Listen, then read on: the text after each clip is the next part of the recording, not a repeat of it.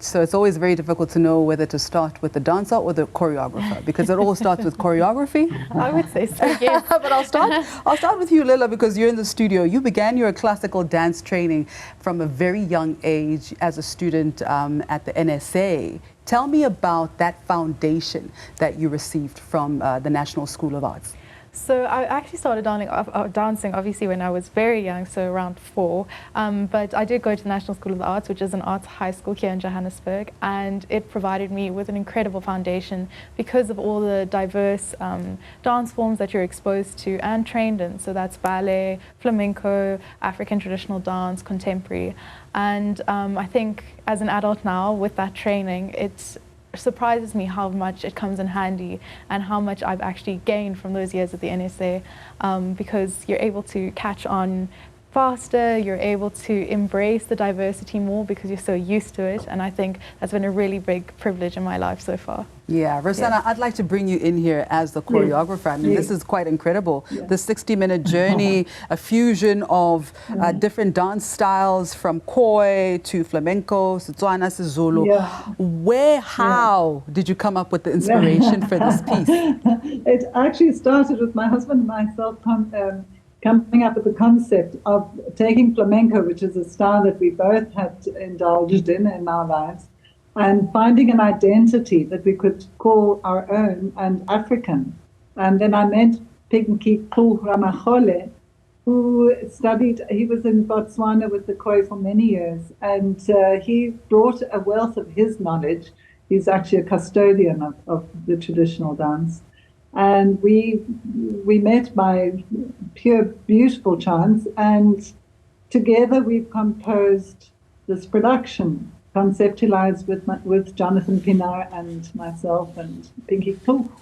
And then, of course, the musicians who have contributed enormously to creating an original music score. Yeah. Let's talk a little bit, Leela.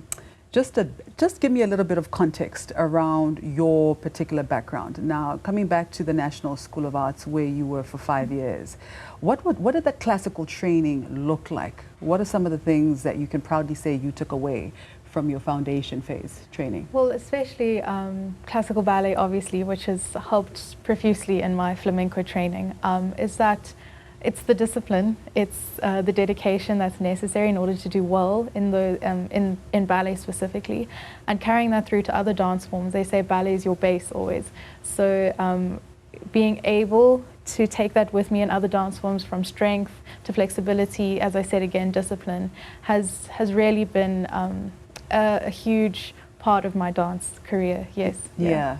Rosana, tell me a little bit about your expeditions around the world, because I mean you are a highly experienced choreographer. You've traveled the globe broadly, and before you do though, just explain to us first, what is flamenco?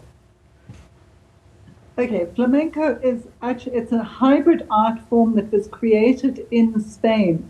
It's a dance of struggle that was music, song and dance actually, that began during the Spanish Inquisition, transition from Moorish occupation to the Catholic, they call them los reyes católicos, the Catholic kings. So there was a lot of the groups were marginalized and ostracized and persecuted. And this song, with a lot of the Moorish tones, undertones, and North African undertones, and the gypsies who had originally come from India and had migrated across North Africa into Spain. It was that was the melting pot of this dance form. And it essentially looks very Spanish, and it's identified as Spanish, but it is a hybrid art form. It's diverse. It has many cultures that have influenced it. And it actually blends very well with our local tradition as well, which is what I discovered with Pinky, in that there's so many rhythms and the musical bar phrasing and steps and you know, a lot of the beats, etc., that are very significantly similar. In what way? One would think all these cultures are so completely different, but it's amazing how many similarities we have. How would you describe those similarities? It's amazing, actually. I feel like it's a bridge that's uniting cultures, because, of course, dance, music, and song is a universal language. And so it's a way of not having to use words to express oneself. But, you know, the Khoi use a lot of the flat hand clapping, and the flamencos do a clap that is slightly different with a different undertone. Yes. The beats, a lot of the footwork, the Khoi wear, the San wear a lot of the beads around their ankles, which is also similar to the Indian dancing that wear the gungru around their ankles.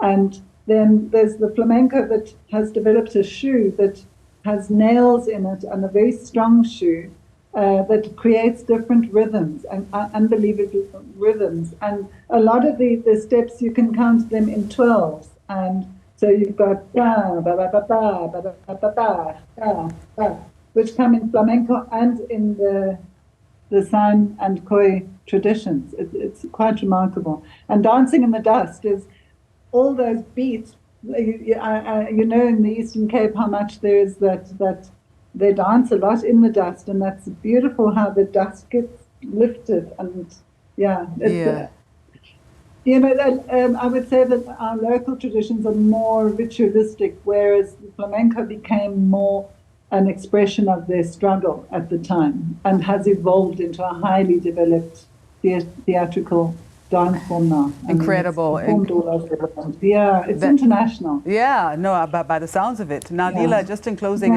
and very, very briefly, you worked with a living legend, Jonathan Pienaar, as your director.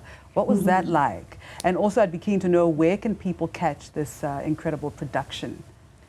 Well, it was obviously Jonathan and Rose and Pinky. Working with all of them has been a real privilege. And that whole transfer of knowledge as young people in this show has been immeasurable. But in terms of where people can catch the show, we're at the National School of the Arts Theatre in Braamfontein. People can get their tickets on web tickets. We have a show today at 3 and at 6 and tomorrow at 3. So people, please do come watch. It's a really incredible 60 minutes. It sounds fantastic. Thank you so much for your time. Thank you. So Rosana Maya is a dancer choreographer, teacher at Flamenkhoi company, and Leela-Lind Devar is a flamenco and classical student as well as a dancer. Just coming here to talk about this absolutely incredible production that you can still catch today and tomorrow. It's called Dancing in the Dust.